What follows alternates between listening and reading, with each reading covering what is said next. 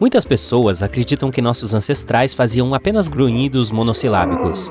Mas, de acordo com um novo estudo da Universidade da Austrália Ocidental, parece que não foi bem assim. O principal objetivo de qualquer idioma é transmitir algum significado, certo? Então, os pesquisadores acreditam que a comunicação não verbal provavelmente veio antes da linguagem oral. Para testar isso, eles convidaram um grupo de pessoas para participar de um jogo de comunicação semelhante a charadas. Eles colocaram pessoas falando idiomas diferentes e de diferentes culturas em uma sala e pediram para que se comunicassem através de gestos. Não eram permitidos grunhidos. Os resultados foram surpreendentes.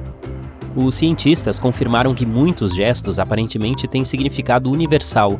Dessa forma, as pessoas se entendem mais facilmente do que com qualquer tipo de vocalização. Se eu fizer a forma de um coração com minhas mãos, você vai entender o que quero dizer, certo? Por falar em idiomas, você sabia que a última letra adicionada ao alfabeto inglês não foi o Z? Na verdade, foi o J. Também não é coincidência que I e J estejam lado a lado. Eles começaram como a mesma letra. O J era apenas uma maneira mais bonita de escrever o I. Com o tempo, o J conseguiu seu próprio som e se tornou uma letra independente. As abelhas são criaturas fascinantes. Elas são muito importantes para as pessoas. Além do mel delicioso, elas também são as melhores polinizadoras do mundo. Precisamos que elas continuem restaurando nossos suprimentos de alimentos. Algumas pessoas podem ter medo de suas picadas, mas as abelhas só picam se sentirem ameaçadas. A pior parte é que as abelhas nunca sobrevivem após picarem alguém. Esses insetos não conseguem retirar o ferrão farpado da sua pele.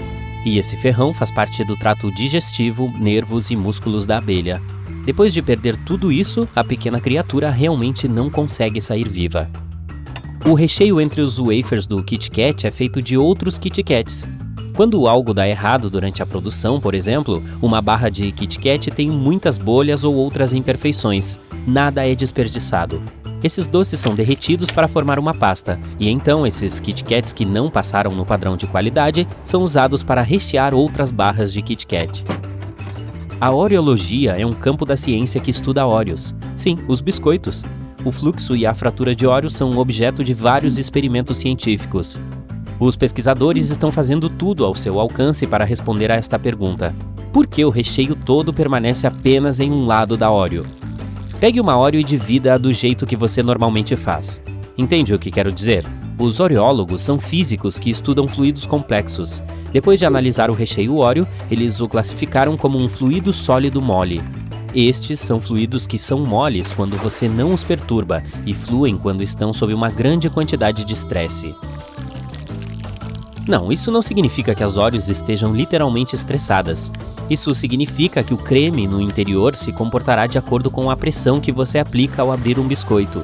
O truque que o ajudará a distribuir o creme é uma simples torção.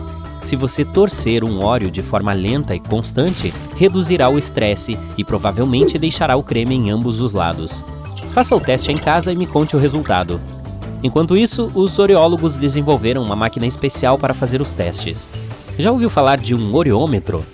Foi projetado especificamente para torcer Oreos na velocidade e ângulo ideais. Muito bem, ciência dos biscoitos! É uma bela tarde e você está olhando para o céu. Espere, o que são esses pequenos pontos viajando em linhas onduladas? Eles só são visíveis por um pequeno momento. Você pode até confundi-los com mosquitos. Esses são glóbulos brancos. Eles estão se movendo dentro dos capilares que passam pela parte frontal da retina nos olhos. O engraçado é que a maioria das pessoas não percebe os pontos até que alguém peça para prestar atenção. Anel de Fogo é uma área em forma de ferradura no Oceano Pacífico.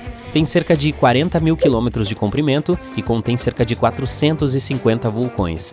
É o lugar mais sismicamente ativo da Terra. Mais de 75% de todos os vulcões ativos e adormecidos do mundo estão localizados no Anel de Fogo. Não é nenhuma surpresa que cerca de 90% de todos os terremotos aconteçam nesta área. Ah, e por sinal, a trincheira mais profunda do planeta também está localizada lá.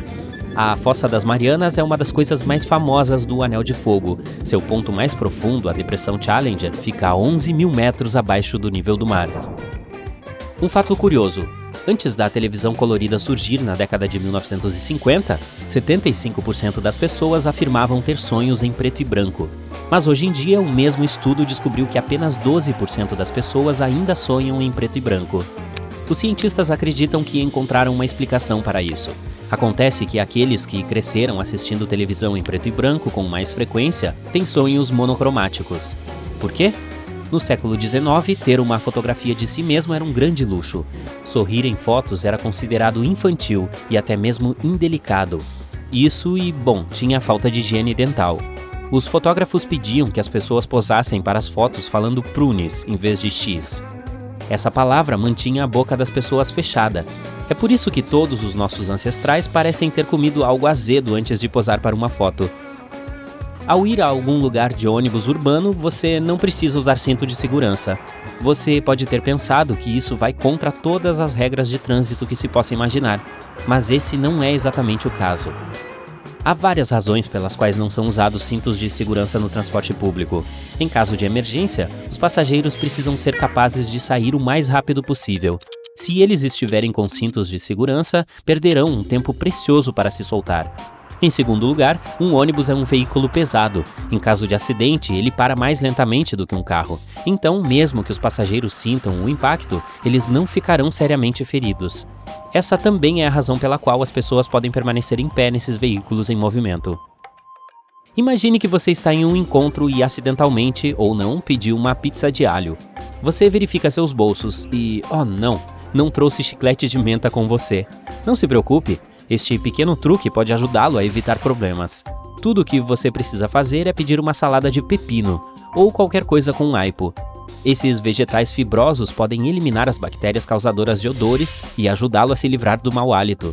Tente segurar uma fatia de pepino entre a língua e o céu da boca. Será o mesmo ou até melhor do que uma goma de mascar de menta.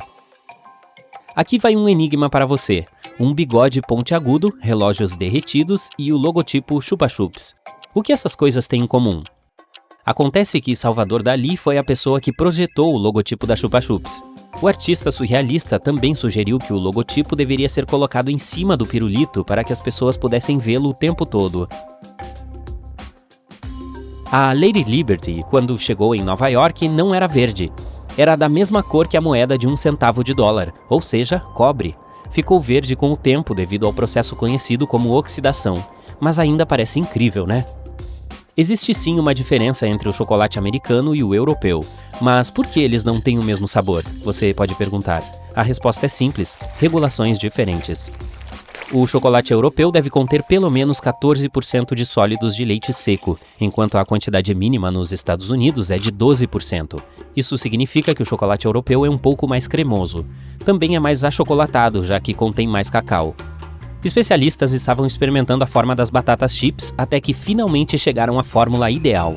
Essa forma curvilínea que associamos às batatas chips tem um nome científico. Esta forma ajuda a evitar grandes problemas. Se as batatas chips fossem moldadas de uma maneira diferente, elas quebrariam rapidamente em pedaços assim que colocadas em um saco. Mas a forma curvilínea as ajuda a permanecer inteiras. Você pode ter notado uma abordagem semelhante na arquitetura, onde cúpulas e arcos fortalecem a estrutura de um edifício.